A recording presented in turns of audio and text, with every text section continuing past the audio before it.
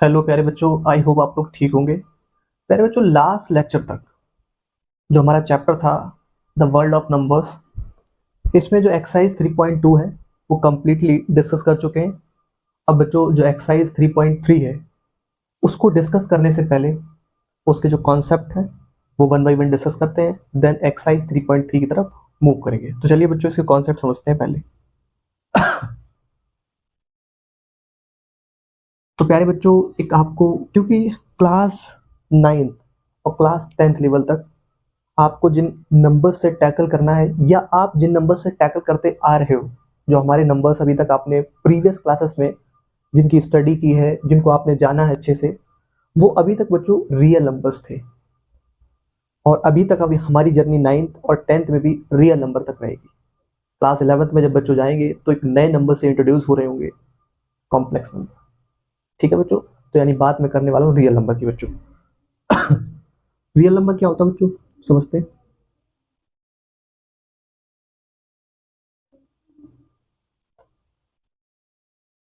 Real numbers,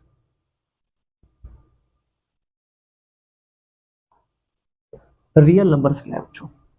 real number से basically बच्चों दो पार्ट में डिवाइड है, टू पार्ट्स में डिवाइड है ये।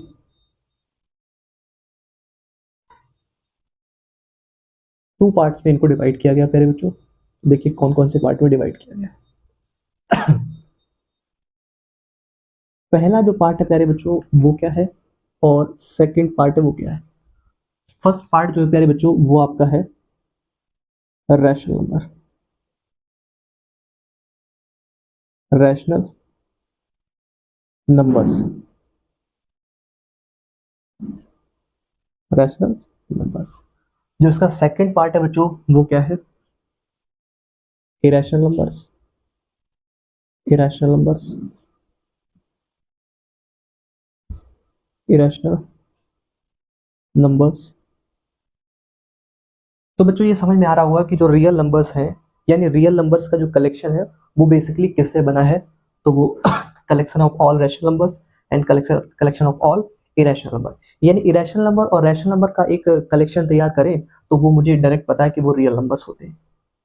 समझ रहे हो बच्चों? अब बच्चों बात जो करनी है हमें एक्सरसाइज 3.3 में, वो बात करनी है हमें रैशनल नंबर की। तो बच्चों देखिए जरा रैशनल नंबर को डिवाइड कैसे किया गया है, क्या क्या इसके सिस्टम्स है उनको समझते हैं। सबसे पहली बात समझेंगे बच्चों कि रैशनल नंबर को डिवाइड कैसे किया गया।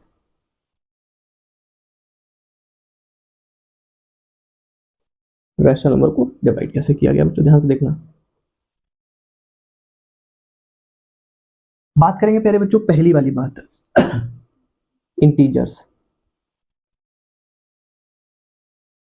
इंटीजर्स मतलब सर आप ये कहना चाह रहे हो, क्योंकि आपने प्रीवियस लेक्चर में ही इंटीजर्स, उससे पहला जो लेक्चर था integers, prime numbers, natural numbers, these are numbers, जो आपने प्रीवियस लेक्चर में आई होप आप अच्छे से सीख चुके होंगे।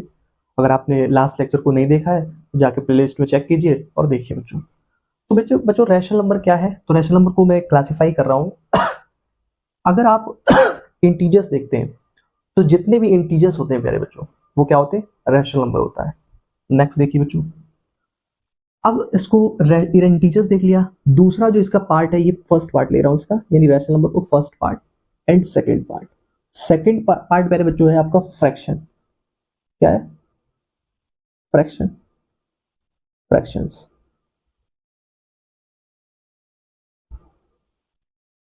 फ्रैक्शंस। अब जैसे ही मैं फ्रैक्शन को क्लासिफाई करूंगा, आप अपनी जो प्रीवियस क्लासेस में जो स्टडी करके आए हो फ्रैक्शन के बारे में, वो बहुत अच्छे से आप जान पाओगे कि what is fraction, A type of fraction, the classification of fraction. तो बच्चों देखिए फ्रैक्शंस को कैसे क्लासिफाई किया गया है।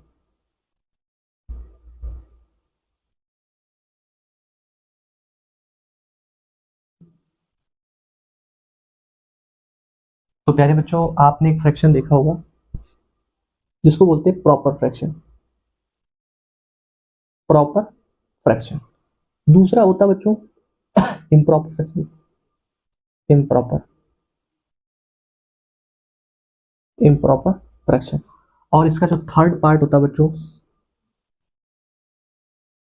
Mixed fraction. Mixed fraction.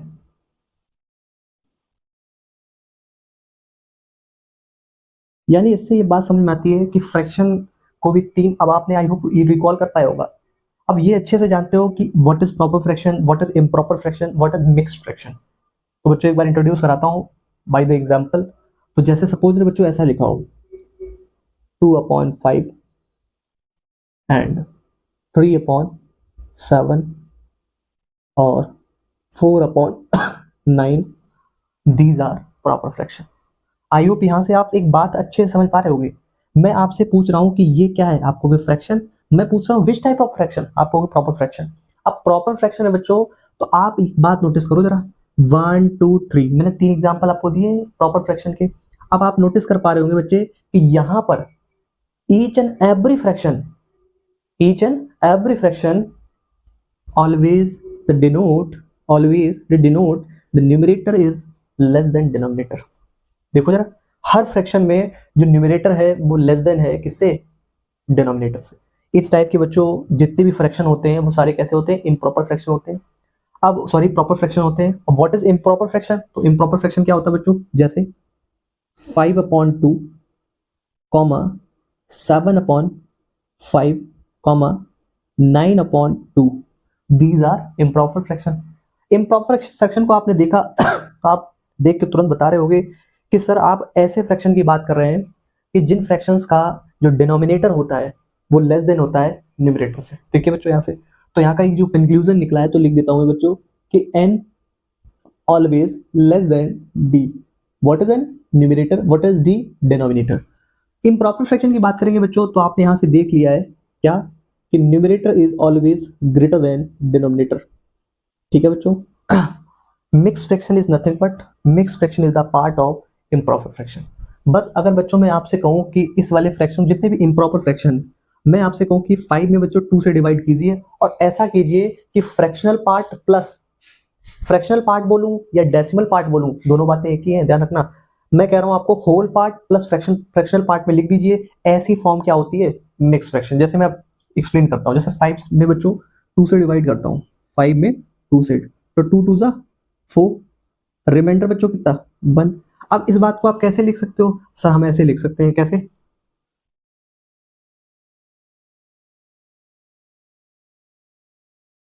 इस तरीके से, कैसे समझ रहे हो बच्चों, 2 होल 1/2, ठीक है, ऐसे समझ रहे हो बच्चों, इस तरीके से।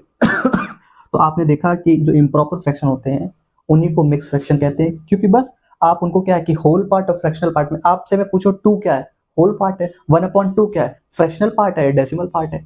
बच्चों ये बात अगर आपको समझ में आ रही है तो एक बात समझ में आ जाएगी अच्छे से कि आप देख रहे हो बच्चों कि रैशनल नंबर बेसिकली 2 पार्ट्स में डिवाइड होते हैं। एक तो इंटीजर्स, यानी कि all integer numbers are rational number, और जितने भी फ्रैक्शंस होते हैं वो सारे क्या होते हैं, रैशनल नंबर होते हैं। तो इस बात को आपको थोड़ा सा और, अब मैं डेसिमल फॉर्म में बेसिस ऑन आपका टर्मिनेटिंग, नॉन टर्मिनेटिंग, रिपीटिंग, ऐसा कुछ समझाने का प्रयास करूंगा बच्चों, तो आप समझते जरा।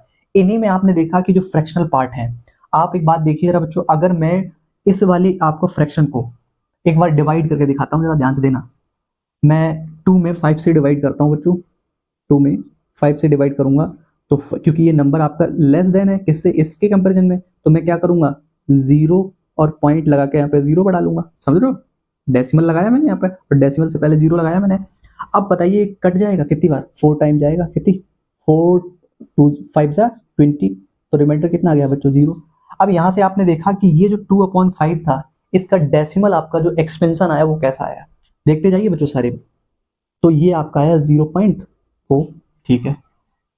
अब मैं एक और लेता हूँ, मैं लेता हूँ 3/7, यानी कि 3 में 7 से डिवाइड करता हूँ बच्चों, 3 में 7 से डिवाइड करता हूँ तो क्या आएगा, देखो जरा बच्चों, क्योंकि 7 से इसमें डिवाइड जाएगा नहीं तो मुझसे 0 लगा के यहाँ डेसिमल लगाना पड़ेगा, तो यहाँ कितना हुआ, 30 हो गया।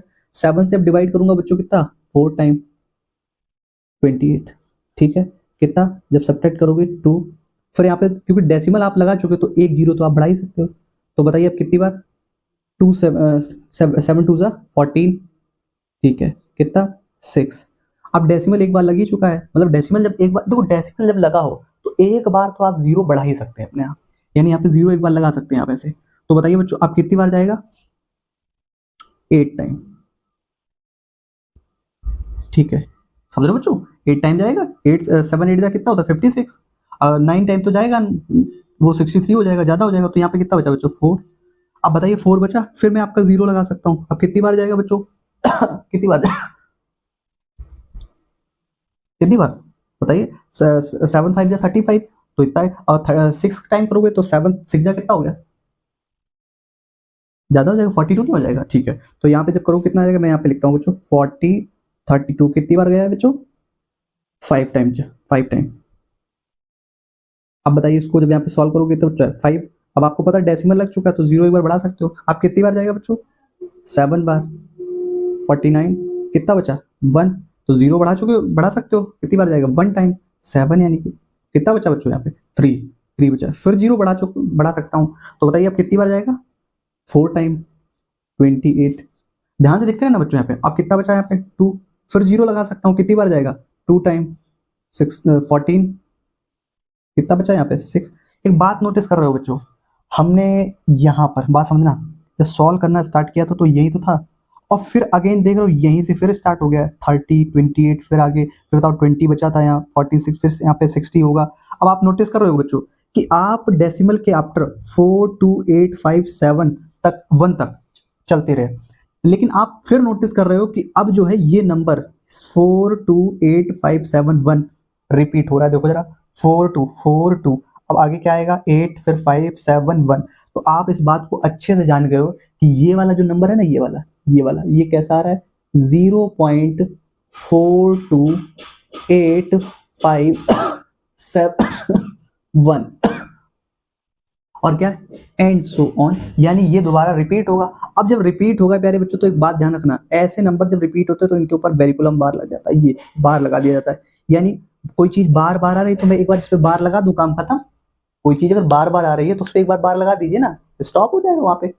एक बाउंडेशन लगा दिया जाता है कि भैया आप तुम जो है बार बार रिपीट ना होकर एक बार लिखो लिखो उसको, ठीक है। तो आई होप एक बात समझ में आई होगी। अच्छा, इस वाले क्वेश्चन को आप सॉल्व करोगे बच्चों तो डेफिनेटली आपका ऐसा ही कुछ आ रहा होगा। अब आपने यहाँ से एक बात सीखी, और भी आप इनको भी कर सकते हो, इनको भी सॉल्व, ये बात तो इसी की है। तो एक बात समझ में आएगी बच्चों। अब एक बार इसको और दिखा देता हूँ 5/2 को। अब जरा देखिए 5 में अगर मैं 2 से डिवाइड करूं तो कितना, 2 2 जा 4, 2 2 जा 4, 1 बचा, यहाँ पे 0 लगा सकते हो, कितना आ जाएगा 10, कितना 2 5 जा 10। तो बताइए रिमाइंडर कितना आ गया 0। अब इसका सॉल्यूशन कितना है, तो इसका सॉल्यूशन आया कितना 2.5। यहां से एक बात सोच समझ लोगे आप, क्या समझ लोगे बच्चों, कि ये मैंने फ्रैक्शन लिखे हैं, इन फ्रैक्शन को आपने by the using actual division method solve किया बच्चों। तो आपने देखा कि इनका जो डेसिमल एक्सपेंशन है वो कुछ इस टाइप का आ रहा है, जैसे मैंने दिखाया बच्चों, इस टाइप का, ठीक है। तो चलिए प्यारे बच्चों, अब रैशनल नंबर को कैसे डिनोट किया जाता है, कैसे रिप्रेजेंट किया जाता है, ये सीखते हैं बच्चों। तो समझना जरा ध्यान से।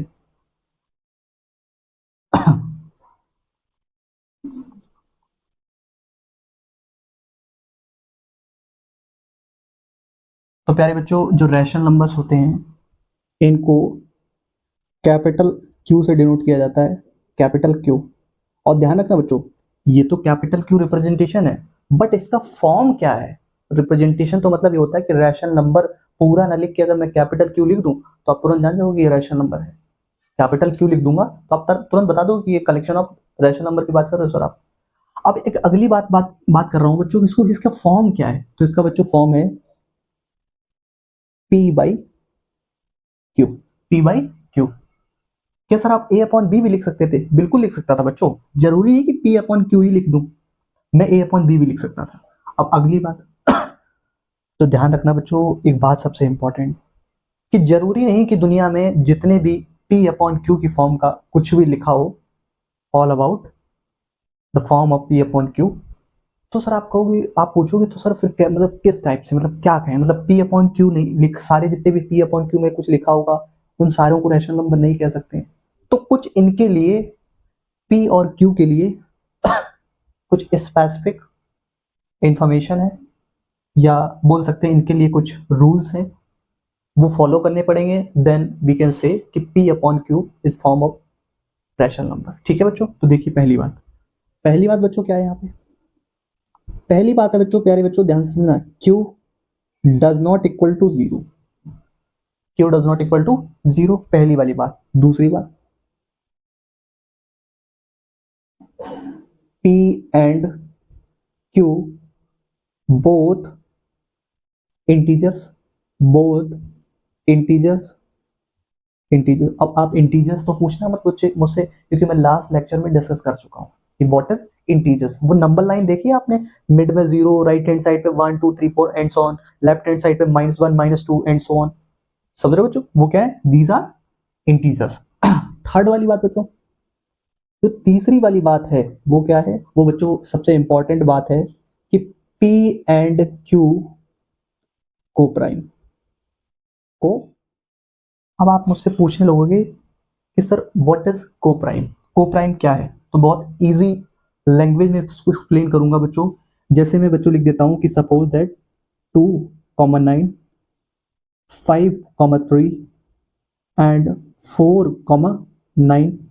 मैं आपसे पूछूं कि आप ये बताइए बच्चों, 2 और 9 का अगर आप फैक्टर कर रहे हो, 2 और 9 का फैक्टर फाइंड आउट कर रहे हो, तो मैं आपसे पूछ रहा हूं कि 2 और 9 के फैक्टर में कॉमन क्या है, तो आप कहोगे सर यहाँ तो 1 कॉमन है। मैं आपसे कह रहा हूं कि 5 और 3 में क्या कॉमन है, तो आप कहोगे 1 कॉमन है। 4 और 9 में क्या कॉमन है, यहाँ पे भी 1 कॉमन है। यानी आप ये कहना चाह रहे हो सर कि ऐसे कुछ पेयर ऑफ नंबर्स हैं, उनका मैं अगर फैक्टर निकालूं या एचसीएफ फाइंड आउट करूं तो ऑलवेज 1 आता है, एग्जैक्टली 1 आ रहा है उसका एचसीएफ, या दोनों में कॉमन जो आपका मल्टीपल वो क्या है, 1 कॉमन है। तो इसलिए मैं कह सकता हूं ऐसे नंबर्स क्या होते हैं, को प्राइम नंबर्स होते हैं। तो आई होप बात समझ में आई होगी बच्चों। ये बात अगर समझ में आ रही है तो आप ध्यान रखना बच्चों कि जितने भी P अपॉन Q लिखे होते हैं, अगर वो 3 बातें अच्छे से फॉलो करते हैं तो आप कह देना कि sir these are rational numbers. ठीक है बच्चों, अब समझते हैं आगे की जर्नी बच्चों कि चलिए प्यारे बच्चों, अब इसके रैशनल नंबर के और अगले कॉन्सेप्ट को डिस्कस करते हैं कि क्या है।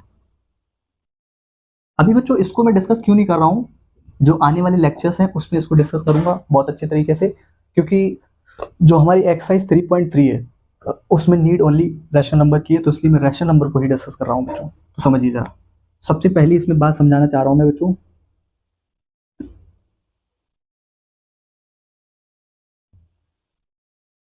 Equality of rational number.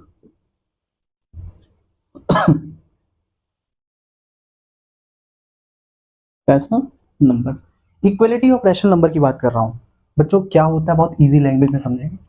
जैसे बच्चों मैं कहूं कि यार a अपॉन b एक रैशनल नंबर है, समझो बच्चों, a अपॉन b क्या है, एक रैशनल नंबर है, और एक दूसरा रैशनल नंबर है suppose it c upon b, c upon b। अब इक्वलिटी ऑफ रैशनल नंबर की बात कर रहे हो कि what is equality of matrix, oh sorry rational number. तो इसकी बात अगर आपको अच्छे से समझना तो कैसे बच्चों, ध्यान रखना, अगर मैं इन ये वाला आपका रैशनल नंबर और ये वाला रैशनल नंबर इनको इक्वल टू में ऐसे रखूं सपोज दैट, और इनका क्रॉस मल्टीप्लीकेशन करूं मैं, यानी b का इधर और b का इधर, यानी A B equals to C B, अगर ये कंडीशन आती है देन हम कह सकते हैं बच्चों कि ये दोनों जो रैशनल नंबर हैं वो इक्वल है, यानी कि a upon B C upon B दोनों इक्वल है। अब समझते हैं। अगर मैं अदर वर्ड्स में बात करूं बच्चों, जैसे मैं लिख दूं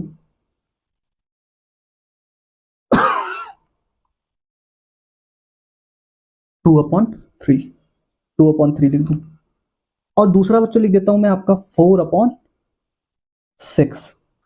अब मैं आपसे पूछ रहा हूं बच्चों कि इक्वलिटी ऑफ मैट्रिक्स में, सॉरी रैशनल नंबर में 2/3 और 4/6 दोनों जो रैशनल नंबर हैं वो इक्वल हैं क्या, तो आप कहोगे सर आपने ऐसे बताया, एक बार करके देखते हैं। तो एक बात बताओ बच्चों, अगर मैं कहूं कि व्हाट इज 4/6, तो आप पता क्या कहोगे, ध्यान से देखना इस बात को। अगर मैं इसको थोड़ा सा सिंप्लीफाई करके दिखाऊं तो ये कुछ ऐसा लिखा है 2 × 2/3 × 2। तो आप एक बात तो देख रहे हो कि दोनों में डिनोमिनेटर और न्यूमरेटर में एक ऐसी क्वांटिटी है जो कॉमन है, और कॉमन क्वांटिटी तो आप जानते हो ऊपर नीचे कैंसिल आउट हो जाती है। तो आप एक बात बताओ, मैं आपसे कहूं कि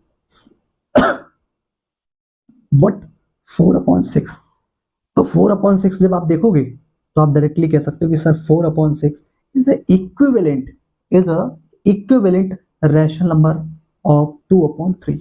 इक्विवेलेंट रैशनल नंबर क्यों है बच्चों, क्योंकि आप देख रहे हो कि यही वो आपका मेन रैशनल नंबर था जिसके आपने डिनोमिनेटर में एक कांस्टेंट वैल्यू ली और डिनोमिनेटर और न्यूमरेटर में मल्टीप्लाई कर दिया और आपने एक नया रैशनल नंबर बना के तैयार कर दिया।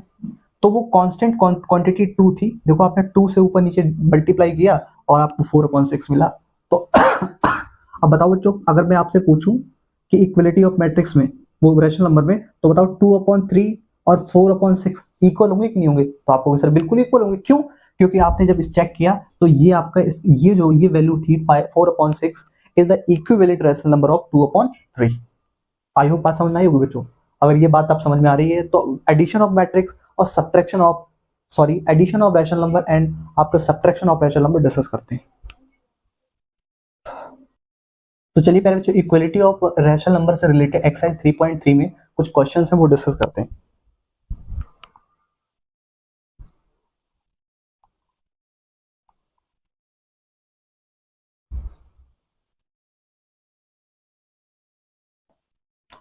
एक्सरसाइज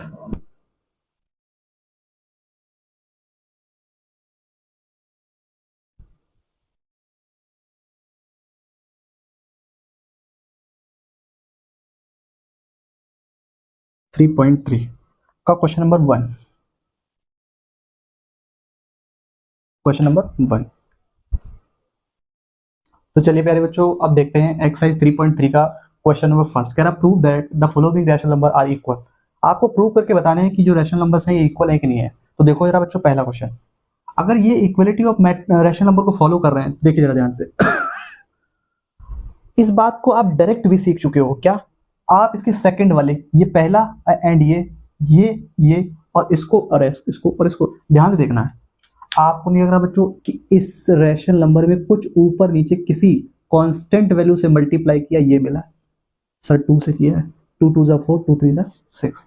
इस क्वांटिटी में इस रैशनल नंबर में किसी कांस्टेंट वैल्यू से मल्टीप्लाई किया और ये कुछ आया, देखो जरा 2 से किया 5/10/8। यहां भी कितना बच्चों 2 से मल्टीप्लाई किया 6/10। यहां कितने से मल्टीप्लाई किया होगा? तो एक बात बताओ बच्चों, अगर मैं इस 3 से 9 में डिवाइड करूं क्या आता है? सर आप कहोगे सर 3 आएगा, तो यानी जो ये है वही तो वो है, तो बस उन्होंने लिख दिया ऐसा। तो बताओ बच्चों पहला क्वेश्चन अगर सॉल्व करते हैं कैसे, 2/3 इक्वल टू 4/6, ठीक है। अच्छा इक्वल क्यों है? क्योंकि ये इसका ये जो है इक्विवेलेंटी आपका रैशनल नंबर तो है, इसलिए इक्वल किया। अब क्रॉस मल्टीप्लाई करो, इसका मल्टीप्लाई इधर और इसका मल्टीप्लाई इधर, तो 2 × 6 = 3 × 4। अगर बच्चों ये क्वांटिटीज इक्वल आती हैं देन वी कैन से आप ये प्रूव करने का तरीका है। आप प्रूव कर चुके हो कि ये दोनों आपका रैशनल नंबर 2/3 और 4/6 ये इक्वलिटी ऑफ रैशनल नंबर को जो रूल है उसको फॉलो करती हैं। देन हम प्रूव करके दिखा रहे हैं कि दोनों साइड इक्वल है। तो बताइए कितना आ गया, 2 6 12, 3 4 12, तो दोनों तरफ इक्वल आया ना। तो बताइए इक्वलिटी ऑफ मैट्रिक्स में रैशनल नंबर में आपका ये प्रूव कर दिया। इसी तरीके से सिमिलरली आप question number 2nd, 3rd and 4th भी कर सकते हो बहुत इजीली वे में बच्चों। तो प्यारे बच्चों हमारी जो एक्सरसाइज 3.3 थी इसके मोस्ट कॉन्सेप्ट डिस्कस कर चुका हूँ और कुछ कॉन्सेप्ट के बेसिस पे हमने एक्सरसाइज 3.3 का क्वेश्चन नंबर 1 डिस्कस कर लिया है। तो प्यारे बच्चों जो इसके रिमेनिंग क्वेश्चंस और जो कुछ कॉन्सेप्ट हैं वो नेक्स्ट लेक्चर में डिस्कस करूंगा बच्चों। आज के लिए इतना ही, नेक्स्ट लेक्चर में मुलाकात करता हूं बच्चों। Thank you.